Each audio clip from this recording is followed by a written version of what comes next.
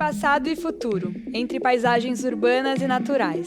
A arte nos permite revelar o que desejamos plantar. Ver nascer a natureza morta em constante transformação. Encontrar em cada pincelada o caminho para nossa própria evolução. Afinal, somos todos parte de um todo, e é esse todo que nos faz ser humano, ser natureza. Bem-vindos ao Arte que Transforma, um podcast patrocinado pela Vivo e apresentado por mim, Luísa Adas, pesquisadora e comunicadora de arte. O objetivo desse podcast é a gente trazer personalidades, artistas, curadores e pessoas do mundo da arte para pensar como que a arte pode também fazer parte, ser uma ferramenta de transformação, para a gente discutir, de fato, os assuntos que são importantes para a gente conversar e dialogar enquanto sociedade. Estamos aqui, para quem não sabe, na Pinacoteca Contemporânea, novo edifício da Pinacoteca de São Paulo, dedicado a exibir, refletir, debater arte contemporânea. E no nosso episódio de hoje temos dois convidados para lá de especiais. Eu estou muito, muito contente de apresentar aqui para vocês o Claudinei Roberto da Silva, que é pesquisador, curador, professor, artista visual, faz um trabalho belíssimo e que recentemente fez a curadoria de uma das exposições mais incríveis que eu visitei, que é As Vidas da Natureza Morta, que está acontecendo lá no Museu Afro Brasil Emanuel Araújo. Claudinei, muito obrigada por ter aceitado conversar com a gente. Obrigado a vocês. Temos aqui do meu lado também a Alexandra Matias, que ela é pesquisadora, ela é doutora em artes visuais e pós-doutora também em artes visuais, doutora pela ECA, pós-doutora pela Unesp, e eu estou super empolgada para ouvir aqui vocês falarem o que vocês pensam sobre esse universo todo da arte, da sustentabilidade que a gente vai conversar hoje. Então, o nosso papo hoje é para pensar um pouco sobre o passado e o presente na arte, no que diz respeito ao meio ambiente, no que diz respeito à sustentabilidade e todos os outros assuntos que giram em torno disso também. Eu quero começar nosso papo perguntando para o Claudinei como surgiu, o termo natureza morta, como que ele era, como que esse gênero pictórico ele foi sendo desenvolvido ao longo da história da arte, como que a gente pode repensar o uso desse termo nos dias atuais? Pois não. Bom, preciso agradecer o convite que me foi feito. Estou muito feliz de estar aqui do lado da Alexandra, não é que eu reputo como sendo uma inteligência extraordinária e que tem contribuído de maneira inestimável para o entendimento mesmo desse momento que a gente está vivendo. O gênero natureza morta, ele vai adquirir autonomia, enquanto tal, lá pelo século XVII. Não é? O gênero ele era tido como subalterno. Ele, de fato, numa escala de valores acadêmicas, ele foi sempre apreciado de uma maneira menos importante que, por exemplo, a pintura histórica, a pintura religiosa, o retrato mesmo, principalmente da aristocracia e da nobreza. Com o advento da modernidade na Europa, ele vai adquirindo uma importância que antes não tinha, porque ele passa a fornecer para artistas como Cézanne, não é? Os elementos necessários para o desenvolvimento de uma nova percepção, de uma nova visualidade. Não é? Se a gente lembrar de um notório pintor de naturezas mortas, o Van Gogh, a gente vai entender, não é, como esse gênero vai adquirindo importância nas pesquisas que esses artistas vão desenvolvendo. No Brasil, o gênero ele foi introduzido tardiamente, não é? A partir da chegada da missão francesa, não é? A gente vai observar que o gênero vai, aos poucos, adquirindo importância.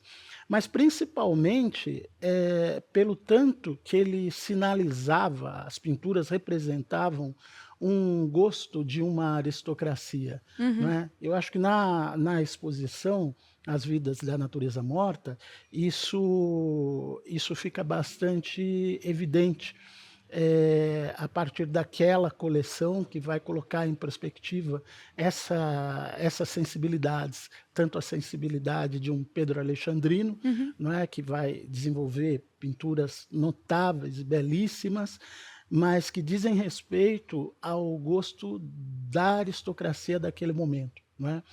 E você vai ter também pinturas inestimáveis, que eram consideradas como de grande valor artístico pela crítica do momento, de um pintor negro chamado Arthur Timóteo, não é? Aliás, são dois irmãos, João e Arthur Timóteo, que na passagem do século XIX para o século XX vão desenvolver trabalhos extraordinários e as pessoas que puderem comparecer ao Museu Afro-Brasil vão encontrar mostras dessa excelência e dessas diferenças que compõem mesmo a graça Uhum. desse arranjo.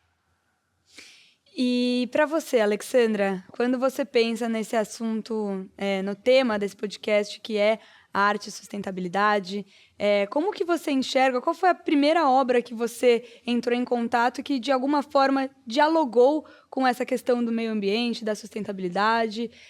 Que você se lembra de mais antigo, do ponto de vista de história da arte, que abordava, de uma certa forma, essa temática?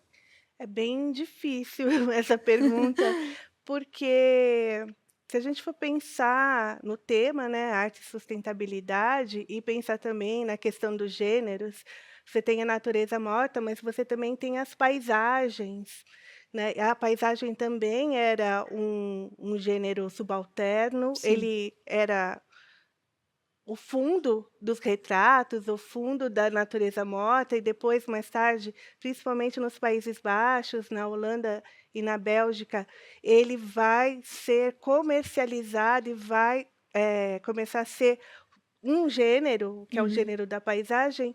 E aí, se a gente falar de obras mais antigas, eu posso principalmente falar da questão do grupo Santa Helena, que é Uhum. um grupo, de artistas, que nasce aqui em São Paulo, nas escadarias de um prédio, um palacete chamado Santa Helena, que era na Praça da Sé, que foi demolido quando a estação Sé foi construída, mas que pintores se reuniam ali, eram de fato pintores de parede, então Uhum. Alfredo Volpi, Rebolo, Penac, todos os artistas de uma origem mais, imigrante, Uhum. e que, faziam, excursões pelo litoral e pelo interior de São Paulo, fazendo paisagens. Então, se você quiser conhecer um pouco sobre os bairros periféricos, ou um pouco mais sobre o litoral, ou sobre, cidades, do interior de São Paulo, eles são um registro histórico maravilhoso, porque eles fazem essas paisagens. Mas diversos artistas, tanto nacionais quanto internacionais, eles são preocupados com a questão da paisagem, das Uhum. naturezas, da Sim. natureza morta. Então, assim, é difícil eu te Sim. apontar qual é a obra mais antiga e que eu tive mais contato, mas eu deixaria aí como exemplo o Grupo Santa Helena, que é um repertório bastante importante que a gente pode pensar sobre as paisagens, sobre a questão de pensar o meio ambiente, Uhum. de pensar o entorno. Uhum. Então esses são artistas que tem toda uma geração também dos anos 20 e dos anos 30 em São Paulo e no Brasil, que tratam desse Sim. entorno, dessa questão da paisagem. Um Cícero Dias, que vai falar sobre os canaviais da região Nordeste. Sim. Então, dá para fazer, assim, uma viagem Aham. pela história, pela historiografia, pela cultura visual, falando sobre a paisagem e sobre a questão de se entender esse meio ambiente, essa natureza que os artistas propõem. Então eles Sim. são mesmo um registro histórico de tudo isso. Uma coisa muito interessante quando a gente pensa em natureza morta, assim como vocês falaram, é um gênero subalterno que, dentro a hierarquia, né, dentre os gêneros pictóricos que existem, né, ele é considerado aí um de menor importância. Ao passo que, atualmente, quando no assunto, né, do podcast de hoje, que a gente está falando sobre sustentabilidade. Muitas vezes, quando a gente fala sobre esse assunto, ele acaba também ainda não tendo a devida atenção, ainda sendo, de uma certa forma, marginalizado ou, enfim, não tratado da devida, com a importância que deveria. Como você enxerga, Claudinei, a relação entre o termo natureza morta antigamente e o uso desse termo nos dias atuais, né? Porque uma coisa muito interessante que eu notei na exposição, e quem não foi, é assim, obrigatório sair, depois de terminar esse podcast, sair correndo e ver essa exposição. Uma coisa que eu notei é como você também traz esse termo de uma forma atualizada, né? Então, como que os artistas, eles também pensam esse termo, que é um termo contraditório, é uma natureza que, supostamente, a natureza é algo vivo, só que morta. Então, como que os artistas, no passado, representavam isso através das suas pinturas e tudo mais, e como, atualmente, a gente também pode pensar a ironia que esse termo carrega. Eu queria que você falasse um pouco sobre a escolha das obras dos artistas e essa questão da atualização desse termo para os dias atuais, assim, né? A gente refletir sobre esse termo através do nosso olhar de hoje, assim. Pois não. Muito obrigado pela pergunta, uma pergunta complexa. Mas eu posso dizer o seguinte, eu tenho pensado que a gente não viu bastante do que acha que já viu demais. Então, a gente tem sido convidado a revisitar a produção do século XIX a partir de conhecimentos que a gente prospecta na contemporaneidade, a partir de uma sensibilidade que tem emergido de uma inteligência, de uma pesquisa, de uma visada de mundo que tem emergido e que tem sido convocada a pensar a história da arte a partir de outros lugares. Uhum. Então, por exemplo, né, e eu acho isso extraordinário, você tem um pintor como Pedro Alexandrino que apresenta na sua pintura elementos de uma culinária aristocrática. Não é? A pintura do Pedro Alexandrino pode ser percebida como uma projeção de poder de um grupo, de uma classe e de um gênero, eu diria. E você tem, paralelamente a essa produção, essa que eu já mencionei, dos pintores negros do século XIX. Sim. Né? E entre eles, entre essa produção, digamos, aristocrática, ou que servia ao ideal e aos valores de uma aristocracia daquele momento, você tem outra produção que é reconhecida pela crítica do momento, né, como, por exemplo, Gonzaga Duque, né, que foi talvez o maior crítico de arte do século XIX, na virada para o XX. Ele reconhecia, na pintura do Arthur e do João Timóteo, uma excelência extraordinária. Não é? Mas é curioso, e quem tiver, enfim, quem puder acessar a exposição vai perceber que o próprio tamanho das obras denuncia a origem Sim. social dos seus autores. Não é? Uhum.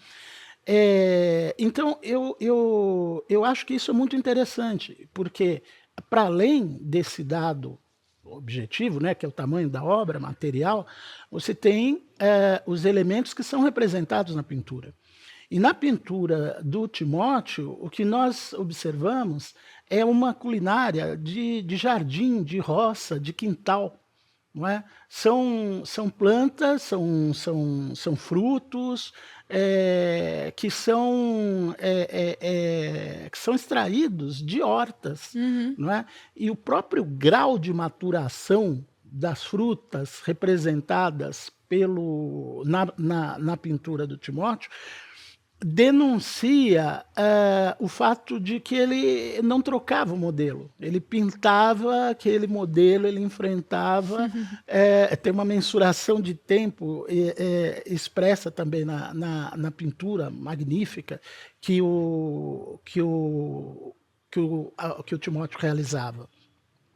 Mas eu acho, então, que na contemporaneidade os artistas têm se valido desse gênero para fazer comentários absolutamente pontuais e incontornáveis. A gente tem, por exemplo, uma artista chamada Cleiri Cardoso, que fez uma instalação com gravuras, não é? Ela usa a gravura como suporte para uma instalação que ela realiza.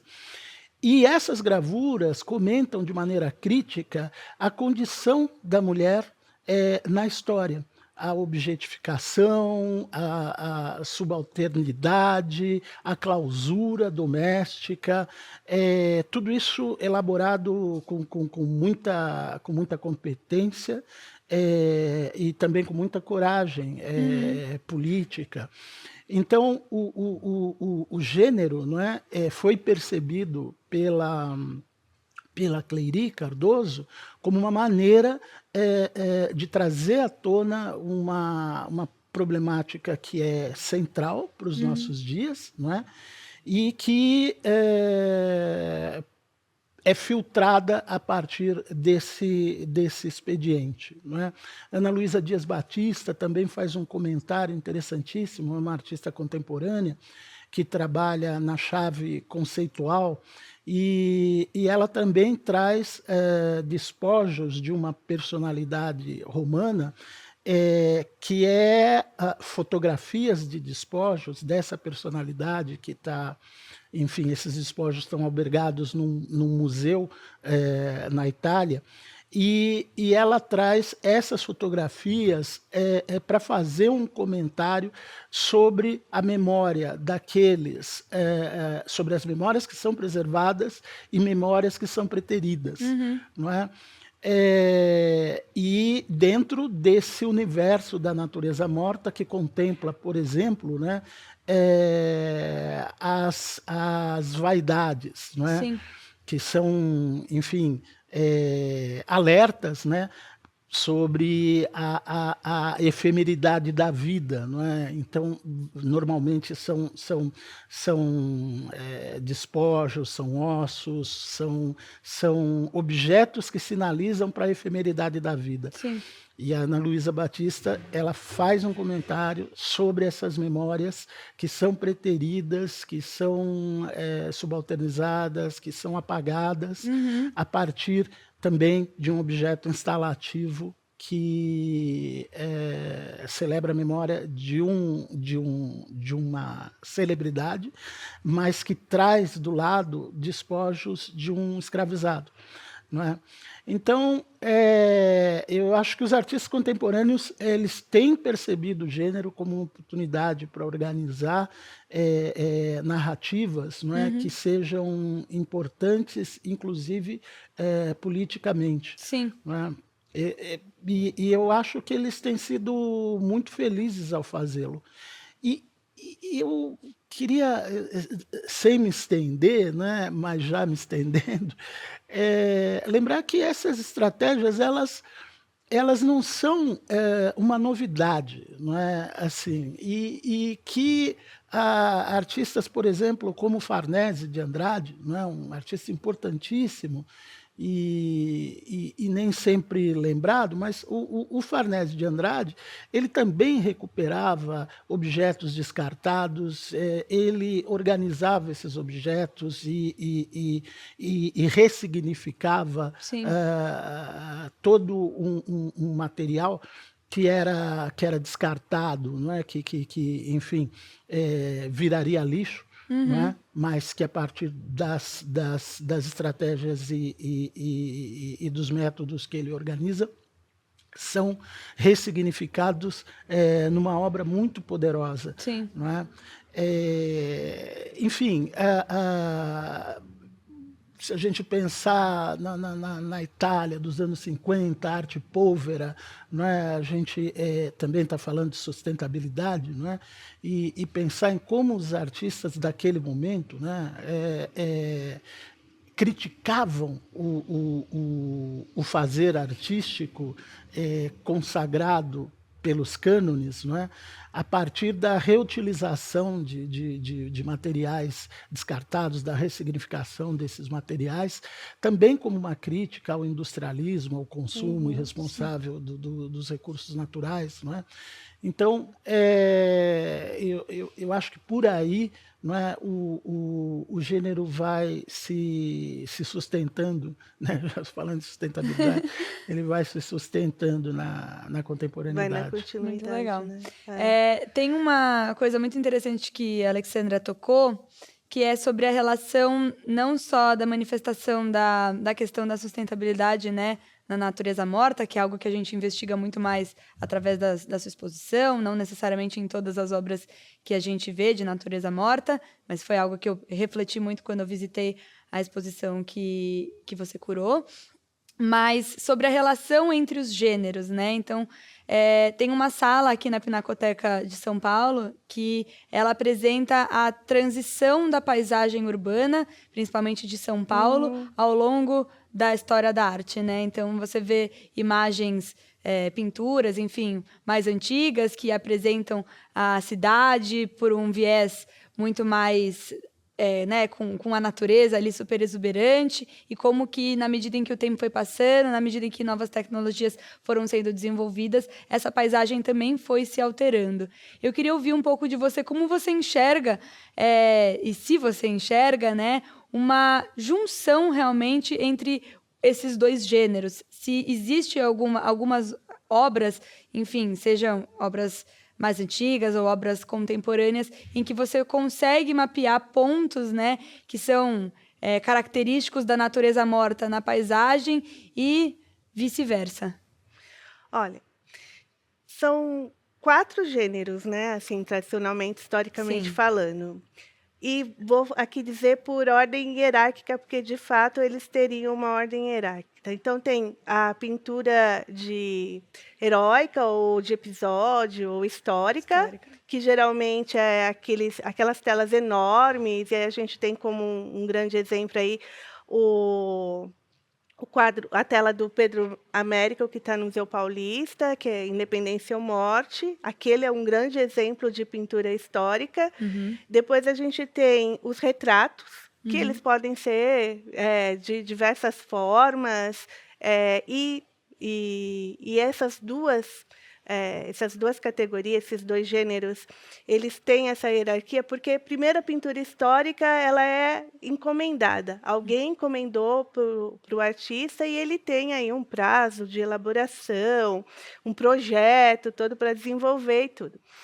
E geralmente cede a um interesse político,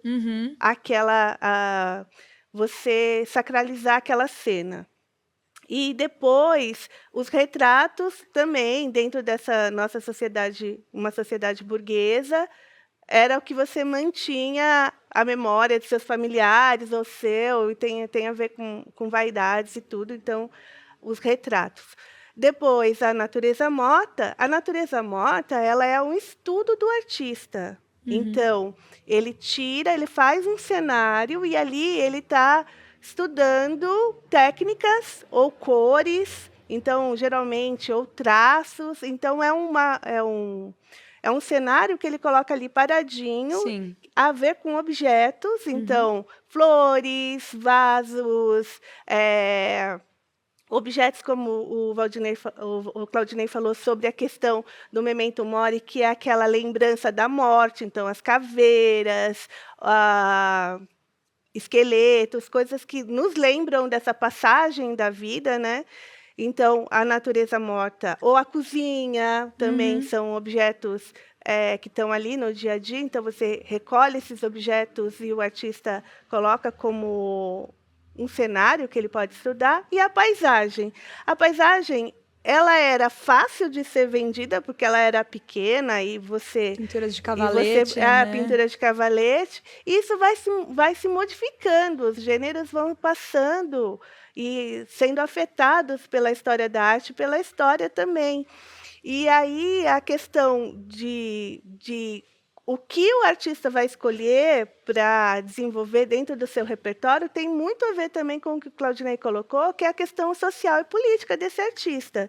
Se ele tem a ele tenha uma aproximação com uma classe abastada que pode lhe encomendar obras, ele vai fazer um pouco mais de pintura histórica, o que no caso, por exemplo, dos artistas negros ou mestiços, era mais difícil. Mas a gente tem pinturas históricas feitas por artistas negros do século XIX, por exemplo.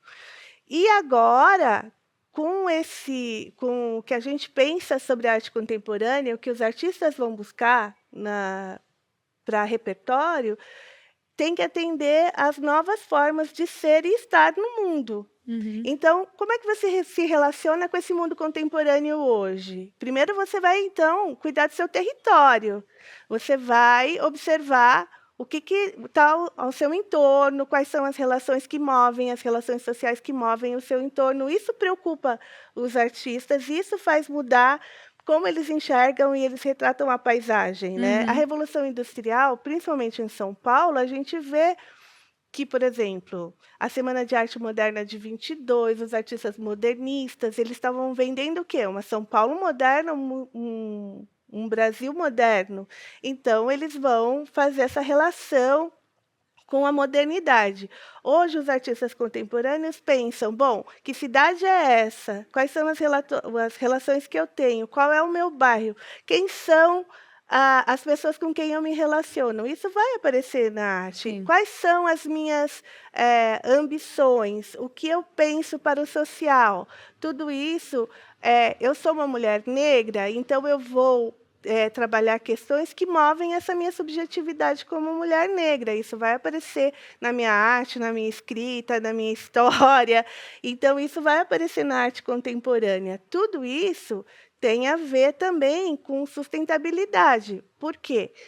A gente vive hoje num mundo que pensa claramente a sustentabilidade. Então, tantos os objetos que os artistas vão usar, dentro da história da arte, como Claudinei lembrou da arte povera, vai lembrar de artistas que fazem bricolagem com vários outros artistas, vários outros objetos, de tirar a função dos objetos, Sim. como Marcel Duchamp, fazer ready-mades.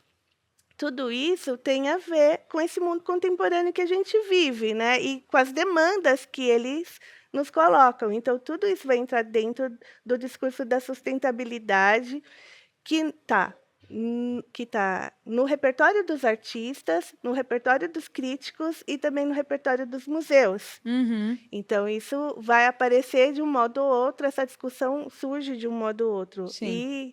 E isso vai se transformando, né? E a gente está em pleno momento de transformação. Uhum.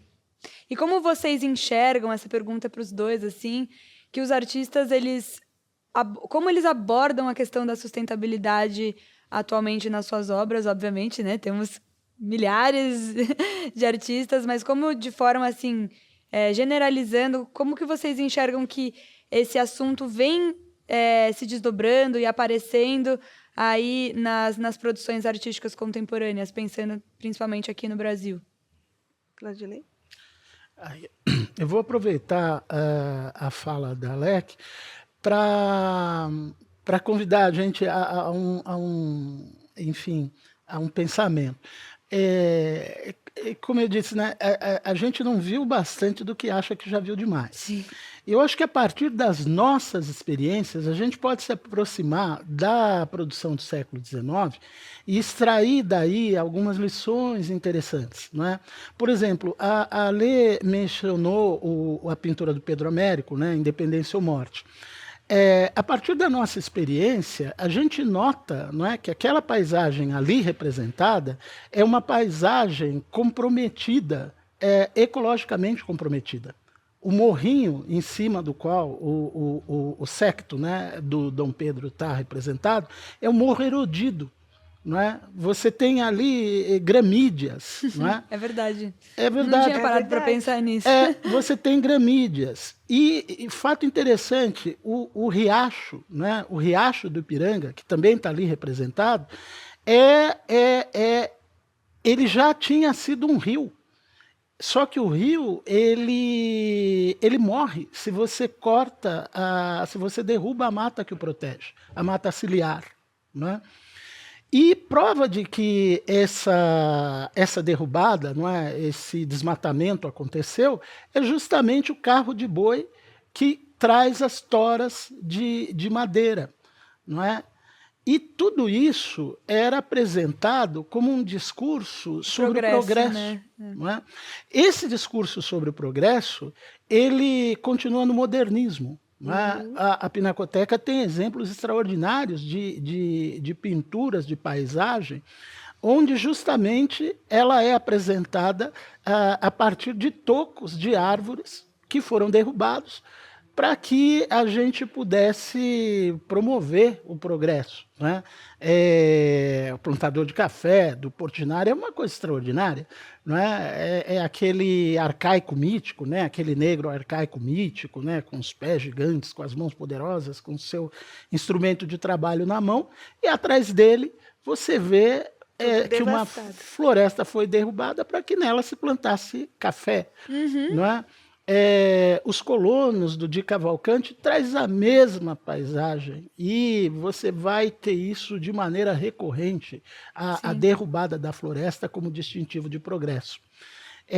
Existe uma pintura realizada pelo Toné, ali pelo meio do século, eu não vou conseguir lembrar a data, mas é a floresta da Tijuca sendo derrubada para a produção de carvão. Então, a pintura, o Toné realiza uma pintura que já é um protesto contra, já é uma pintura de caráter de protesto ecológico contra a derrubada da mata nativa, não é, para a produção de carvão. Então, num dos lados, no lado esquerdo, você tem um grupo de escravizados que está trabalhando a floresta derrubada, as toras de madeira sendo cortadas e tal. E do lado direito, onde o pintor se autorretrata, né, você tem a floresta intacta, bela, pujante e romântica. Né? Então, isso é o olhar contemporâneo, é a nossa experiência olhando para esse lugar, né, e tentando prospectar daí os motivos pelos quais a gente sofre o que sofre hoje. Sim. Não é? Certa ideia de progresso que era celebrada através da arte promoveu a situação que redunda, por exemplo, na catástrofe que a gente viu no sul do país. Com certeza. Né? E acredito que até por isso a dificuldade na resposta da primeira pergunta que eu fiz para você, sobre qual é a pintura mais antiga, ou a obra mais antiga, enfim, que aborde a questão da sustentabilidade, porque eu enxergo que hoje a gente tem um olhar sobre as obras que a gente vê que foram feitas no passado, em que não necessariamente no passado elas foram criadas sob essa ótica, né? A gente tem um olhar hoje de interpretar uma obra com o nosso olhar de agora, e não tendo em vista o que, de fato, o artista tinha em mente quando se propôs a fazê-la, assim, né? E é super importante olhar para a história da arte com as demandas que a gente tem hoje, mas sem fazer julgamento do artista ou daquele movimento social. Por quê? O artista, ele é fruto da sociedade onde vive, né? Ele tem relações ali. Então, não dá para você pedir uma consciência para o artista que você desenvolveu agora, no século XXI. É um anacronismo. É um anacronismo. E outra coisa bem importante, por exemplo, se você vê as pinturas de Benedito Calixto, século XVI, século XVII, se eu não me engano. Não, minto. Já é 19 para 20. Já é 19 para 20. Benedito Calixto, ele faz uma São Paulo irreconhecível. Por quê? Porque é uma São Paulo cheia de rios, cheia de várzeas. E agora, o progresso, em nome do progresso, essa virada do século XX, né, os 20 primeiros anos do século XX, tampou todos os rios, todas as várzeas, Surreal. aterrou tudo, e por isso a gente vive nesse caos das inundações, porque o que passa aqui embaixo da cidade de São Paulo são rios, Sim. e os rios estão vivos, né? É. Então, você olhar para as pinturas do Benedito Calixto, por exemplo, é você ver uma São Paulo que é irreconhecível, mas que ainda existe, ainda está lá, submersa sobre esse progresso, Sim. sobre essa tampa de progresso. Com Eu acho certeza. que uma questão importante, se a gente for pensar sobre meio ambiente, bom, vivemos essa era do progresso. Isso nos levou até que ponto? E agora, como resgatar isso? Como refazer esse novo mundo com as condições que temos? Eu acho que tem alguns artistas que são bem interessantes nessas propostas de futuros possíveis, porque eles não trazem mais essa questão do progresso, de retratar o progresso ou a modernidade. Eles vão buscar a sua ancestralidade, Sim. eles buscam as memórias do seu pai, do seu avô, da sua avó. E dentro dessa questão dessa natureza, saberes diferenciados, outro modo de viver, Isso é o progresso, né? isso Porque ajuda, sim. isso ajuda bastante. Isso é ser sustentável, Sim. entendeu? Com certeza.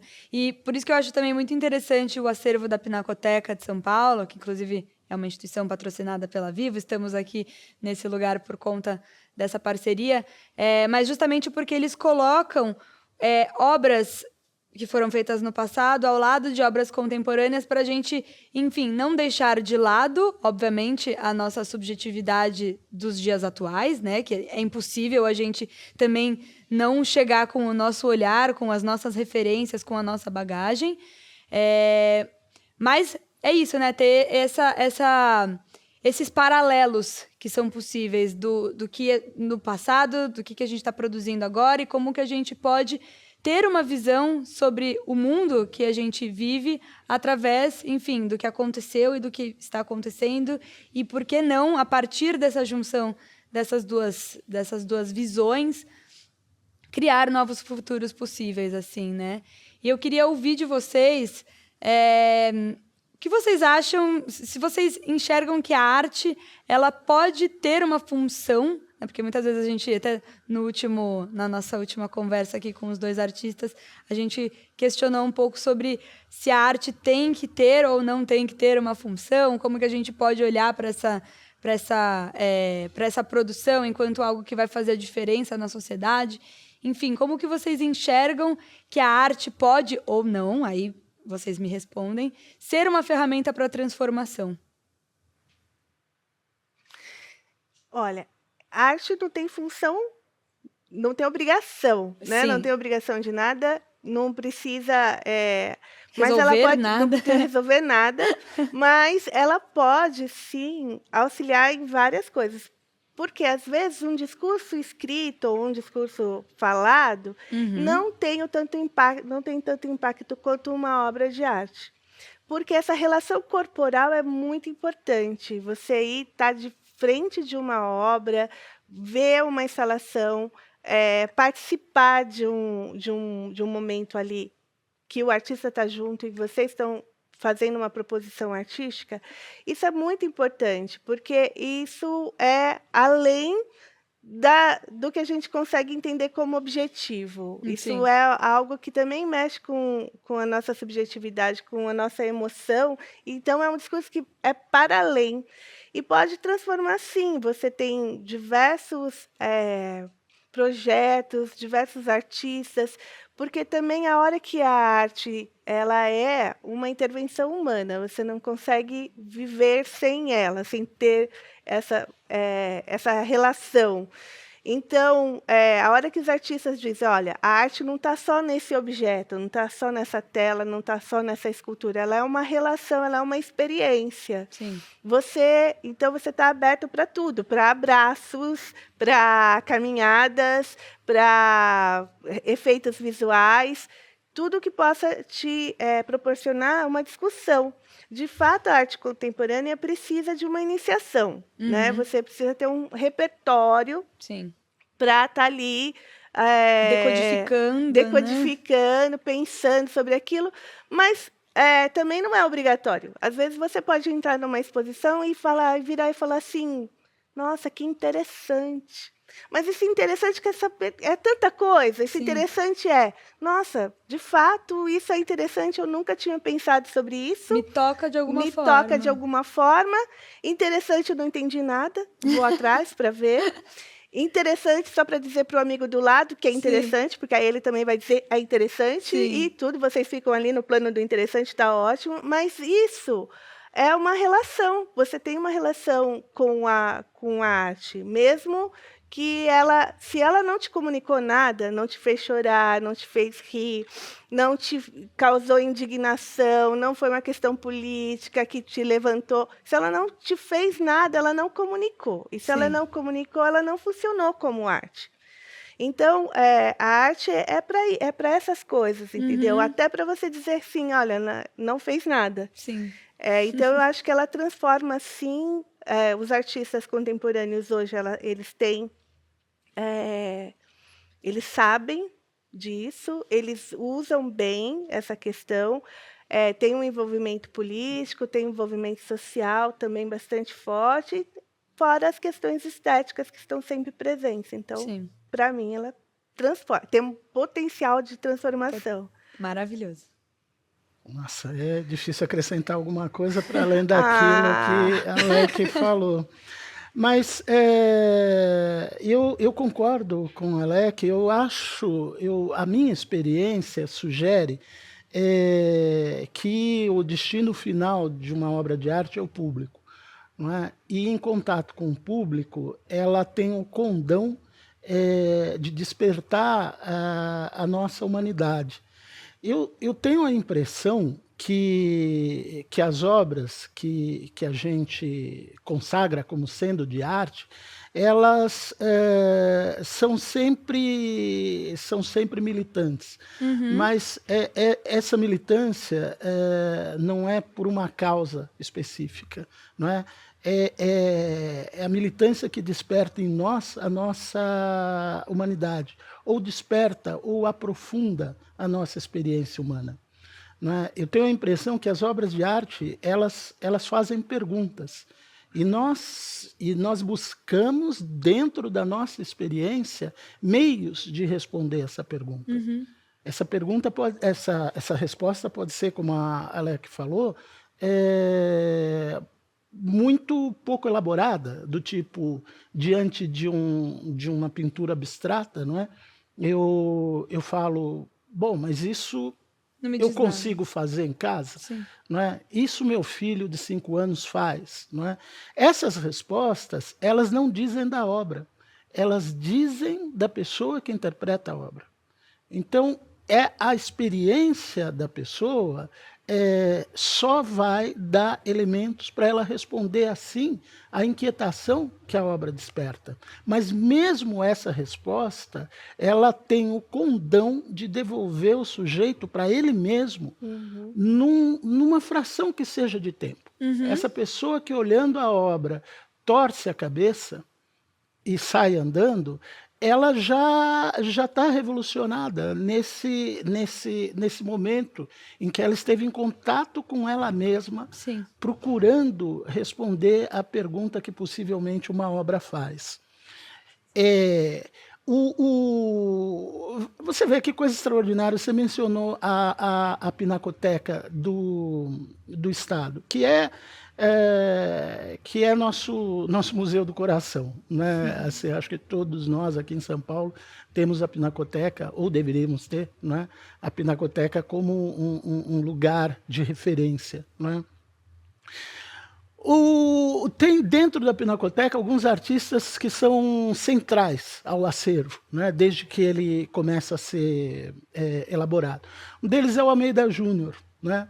Almeida Júnior, aqui tem pinturas extraordinárias dele. A gente falava, né, do quanto a questão ecológica está representada na pintura do passado, né? Almeida Júnior tem uma pintura extraordinária, que é o Derrubador Brasileiro. Né? O nome já denuncia o tema. Né? É um homem gigante, forte, belíssimo, não é? que é apresentado com seu instrumento de trabalho, que é o machado, né? Esse homem descansa. De um lado, a floresta já derrubada, de outro, a floresta intacta. Mas está ali, o Almeida Júnior, com um derrubador brasileiro, uma pintura extraordinária. Mas aqui, na Pinacoteca, a gente tem os cantadores de viola. Não é? Aquela pintura, ela já foi alvo das críticas mais variadas.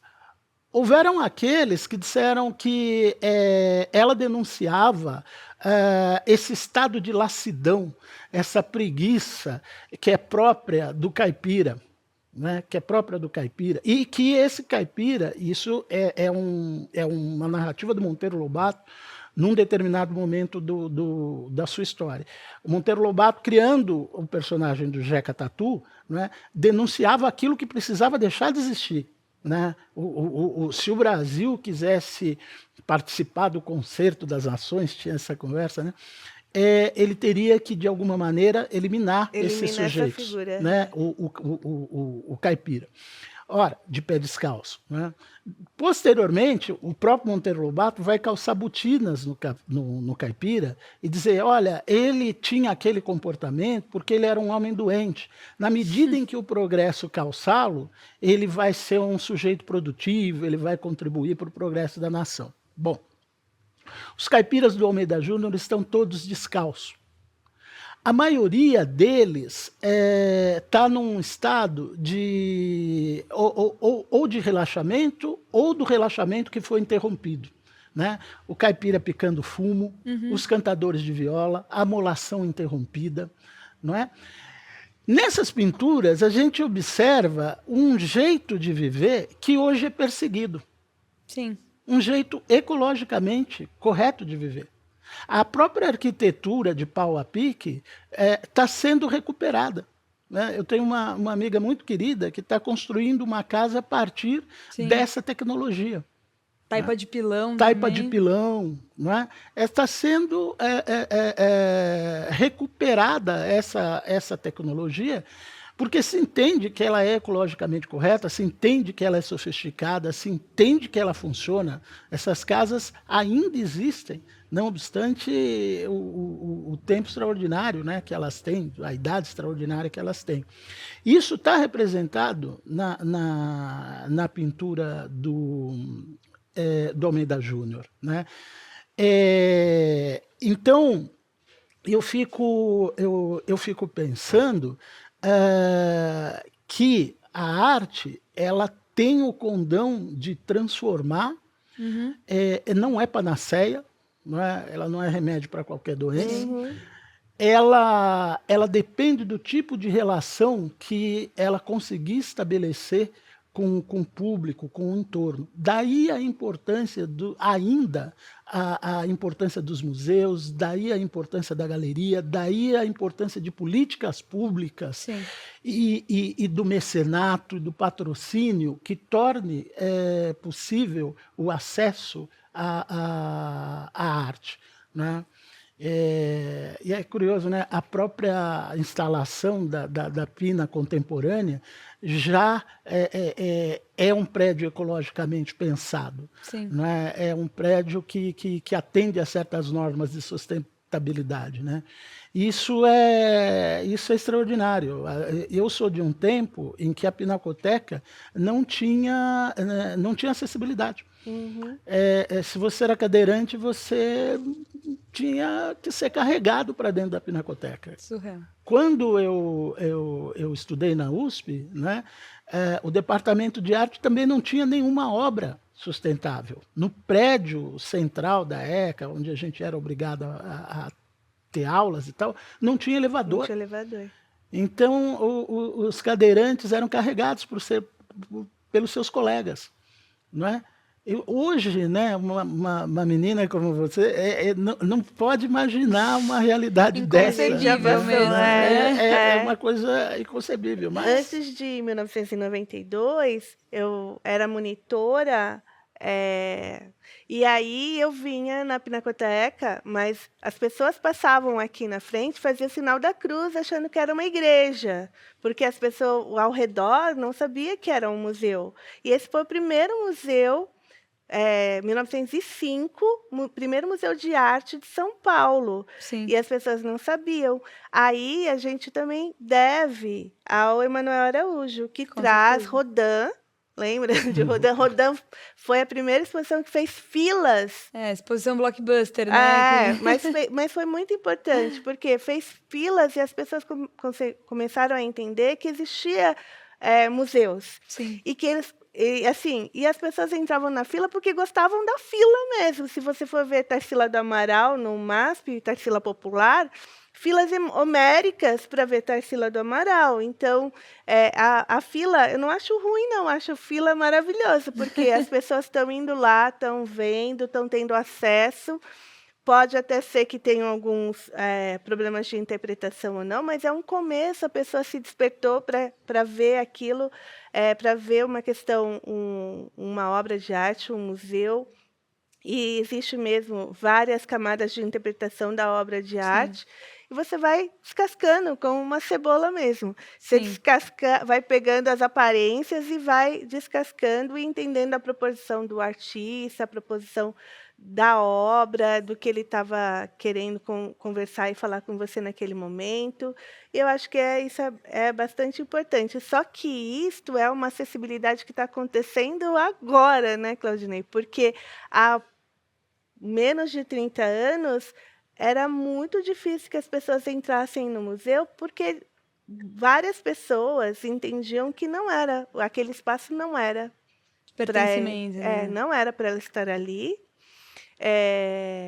não entravam e tinham receio. E hoje a gente já consegue ir quebrando um pouco mais, Sim. mas isso é um movimento que eu entendo que é da instituição, dos patrocinadores, das pessoas que estão nesse sistema da arte, dos Sim. artistas, que vão dando essa chance de acessibilidade. Com E aí, certeza. quanto mais acessibilidade, melhor a vida de todo mundo, né? Com certeza. E é justamente por isso que estamos aqui hoje reunidos, para trazer esse papo para cada vez mais pessoas, para poder mostrar que não só esse espaço é das pessoas, elas devem ocupar esse lugar, como os assuntos que são abordados aqui dentro também devem ser de interesse de todos e de relevância, né?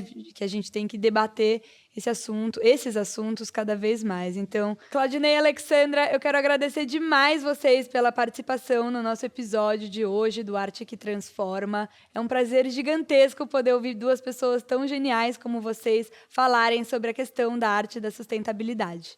No próximo episódio, a gente vai conversar com alguns representantes de instituições importantíssimas para o Brasil, algumas delas patrocinadas pela Vivo. Já segue por aqui o podcast para não perder nada, porque tem muito conteúdo bom vindo por aí. E se você quiser acompanhar mais sobre o que rola em alguns dos principais museus do Brasil, dá uma olhada no Insta da Vivo Cultura e no meu perfil, @luisaadas.